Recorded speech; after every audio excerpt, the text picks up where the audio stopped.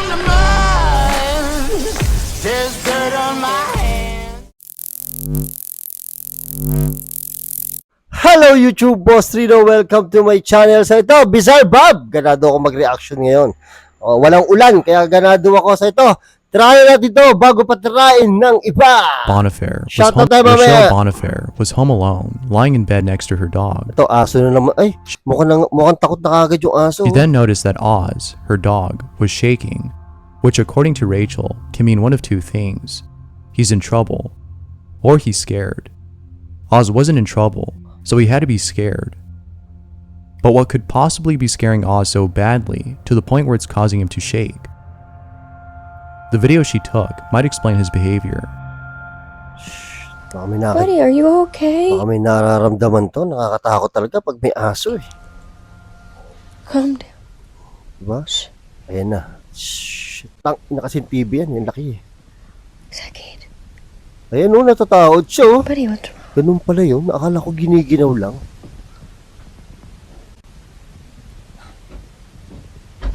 Naku, ngayon. Nako, may nagbubukas ang pinto.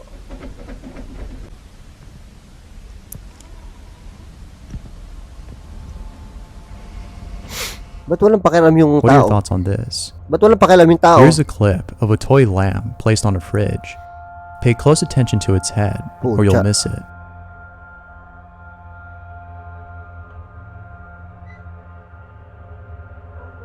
Ay gago, wag ka titingin sa akin, sasapakin ko mukha mo.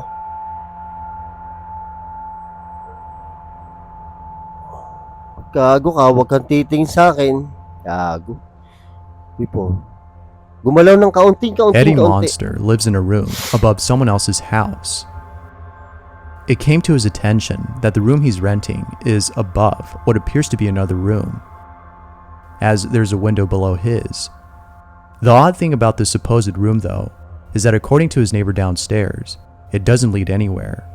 They don't have access to this room, and neither does Eddie.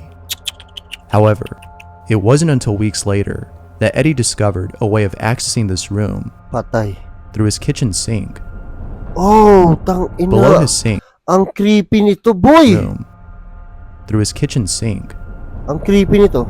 Below his sink, there's a small crevice that leads to this room. Ay pucha. Eddie then decides to go inside and explore this mysterious room. However, feeling uneasy, he wasn't able to explore the whole space. But it's probably best that Eddie didn't do so, since his neighbor claims that sometimes he sees what appears to be someone standing by the window. Tang ina. Who knows what Eddie could have encountered had he gone any further.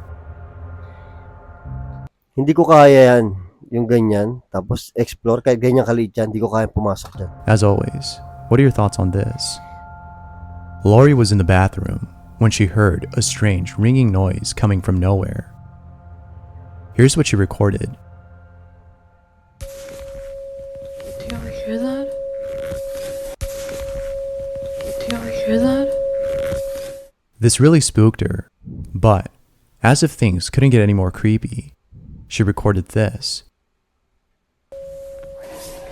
Ayan na.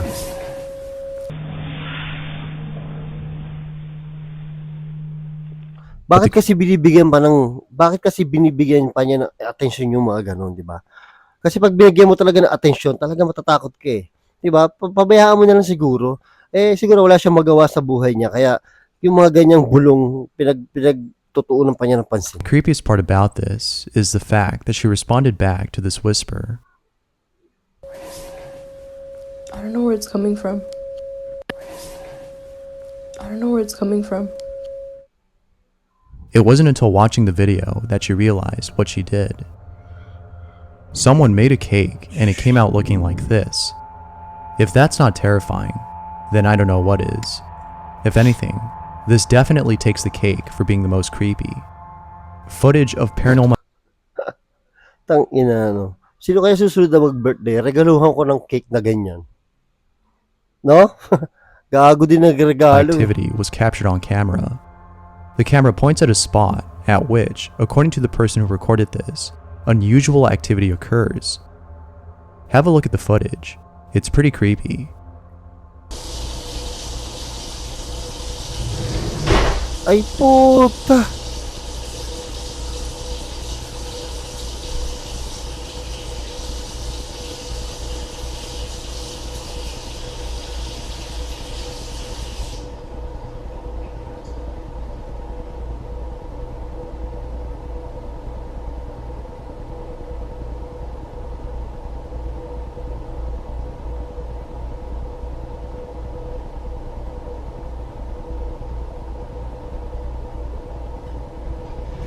Ay!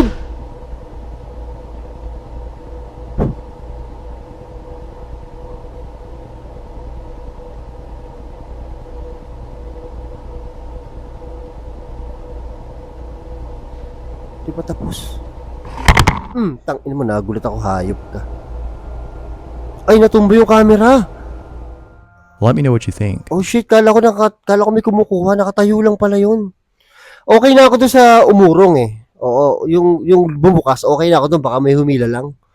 Baka trip lang nila. Pero yung bumalik, ay natakot na ako doon. This next video features someone who was working on their laptop when all of a sudden the screen freezes and starts playing this sound.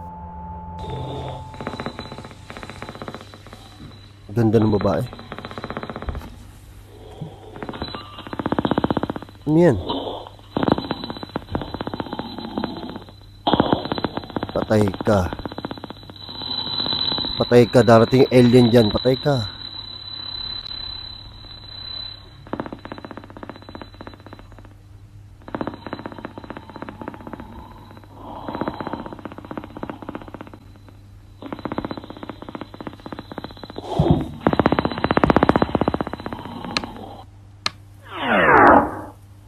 Oh shit! Most people think that she might have been hacked, Ang as creepy. it sounds like someone breathing heavily on the other end. If that's so, then it's probably a good idea to cover up the camera. The last thing I'm sure she would want is someone stalking her. Someone found a mysterious file on their phone. They had no idea where it came from. They tried opening the file, but couldn't, as the file was in a format that couldn't be opened. They then decided to convert the file using an online converter. The conversion was a success. It converted the file into an MP3 format. However, doing this was a mistake, for the audio they heard in this file has left them feeling unnerved. Here's what they heard.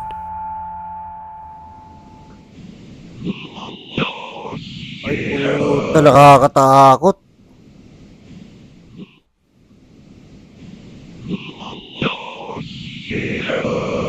Shit, kung naka-headset kayo, ay, naka-earphone, nakakatakot.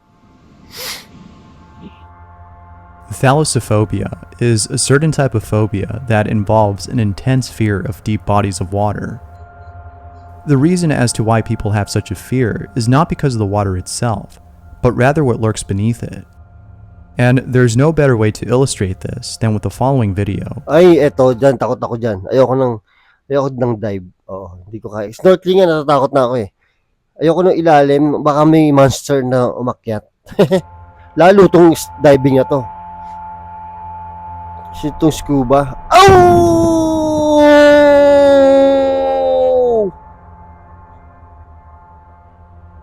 Sleep recording apps. Puti, hindi natanggal yung ulo niya. Tarantado, tinikman lang, dinilaan.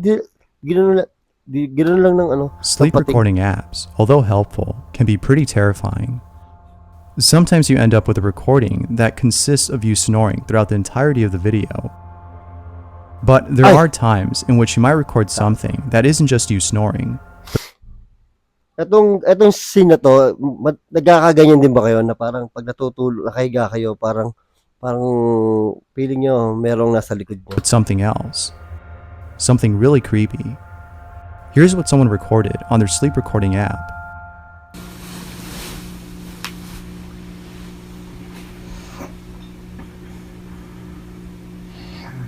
Uy.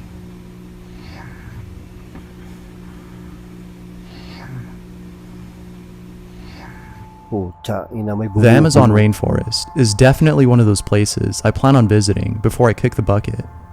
However, it's videos like these that make me reconsider the thought of going to such a place. A man is recording his surroundings when all of a sudden, after pointing the camera to himself, he records this. Putang na mo. Gulat ko sa'yo, hayop ka. Não tá saindo nada. É no... Tá porra, cara!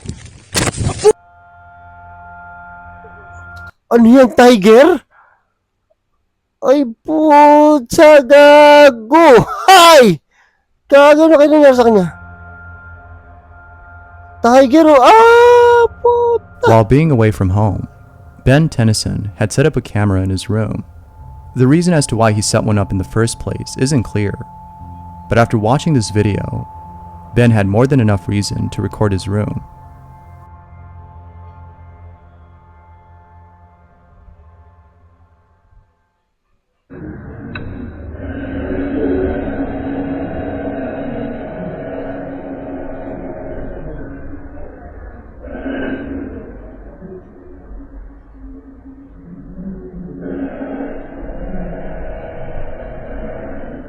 Baka hangin lang. Ben, hangin lang yan. Wag lang may gagalaw.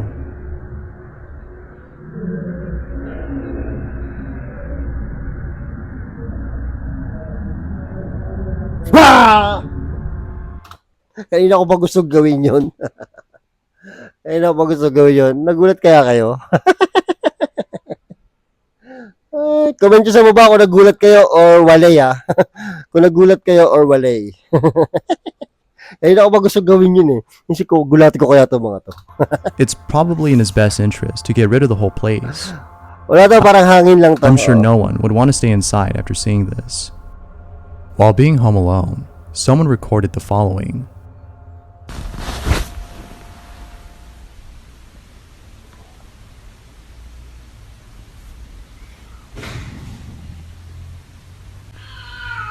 Oh shit. Wala kang cat pero cat yan.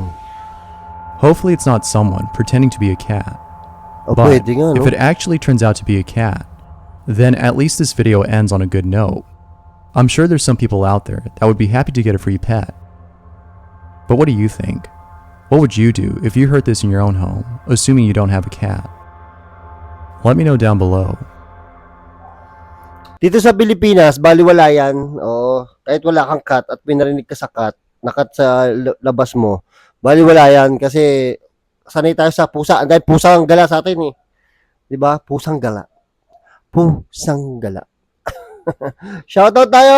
Ay, nako, ganado ako mag-reaction video. Kapon natamad ako eh.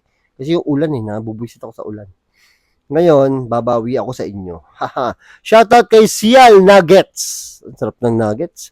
Tapos shoutout kay Ruwendy Bin Army. Tapos shoutout kay sino ba to? Arise Amurao. Idol, pa shoutout kay Sean Andrew Bagsik aka Turne.